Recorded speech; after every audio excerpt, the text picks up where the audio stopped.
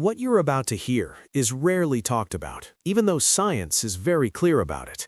Here's why this happens and the smarter way to fix it. There's one key factor most people completely ignore, and it changes everything. So, let's break this down step by step. You can squat for years, increase the weight, train consistently, and still see almost no change in your glutes. And the reason isn't your genetics, your effort, or your discipline. The real reason is that squats were never designed to build glutes the way most people think they are. They're excellent exercises, but they are not glute-specific, and that misunderstanding is what keeps so many people stuck. Most people were taught that squats are the king of lower body exercises, that if you want a bigger, firmer butt, you just need to squat more. So you do exactly that. You squat deeper, you squat heavier, you squat more often. Yet your thighs grow, your knees feel it, your lower back works overtime, and your glutes barely change. That frustration is not random, it's predictable. Squats are primarily leg-dominant movements. They heavily involve the quads and adductors, with the glutes assisting depending on your structure, mobility, and technique. That means your glutes are working, but they are not the main driver. They are supporting, not leading. And muscles grow best when they are the prime mover, not a supporting actor. This is why you can feel sore after squats, but still fail to see real glute development. Muscle soreness does not equal effective stimulation. Your body will always choose the path of least resistance.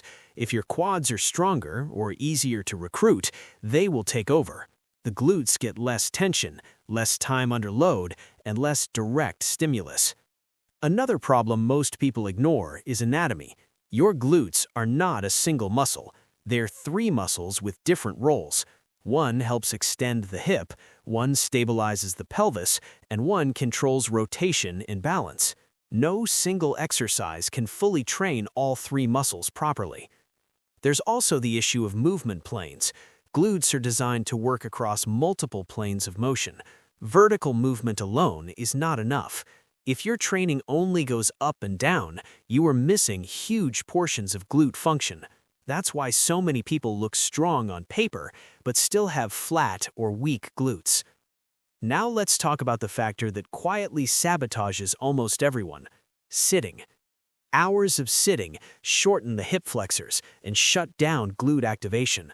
This creates what many professionals call sleeping glutes.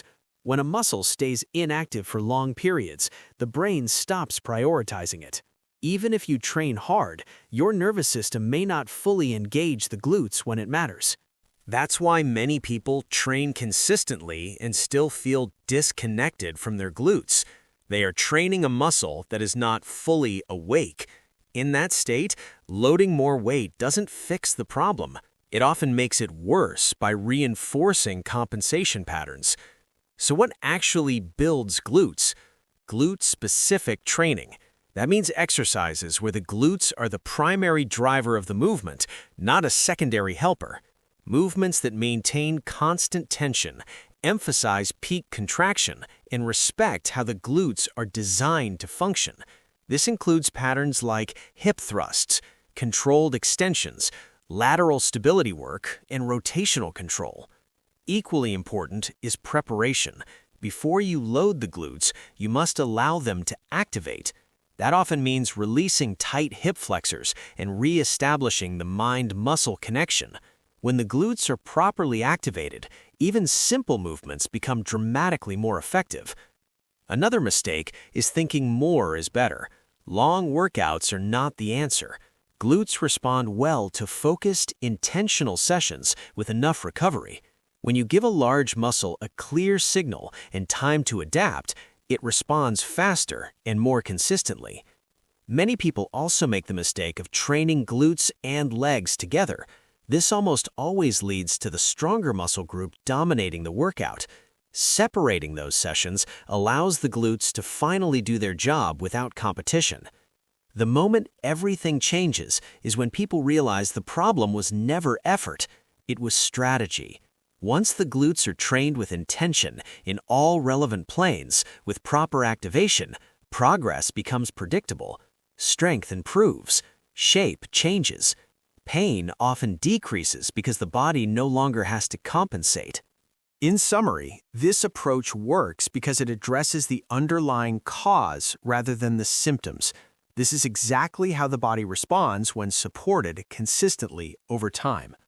For anyone looking for a structured application of these principles, there's a resource linked below. If you want a clear step-by-step system that applies everything we've talked about in a simple and efficient way, click the official link in the description and in the first pinned comment. That's where you'll find the full resource. Thanks for watching, take care, and I'll see you next time.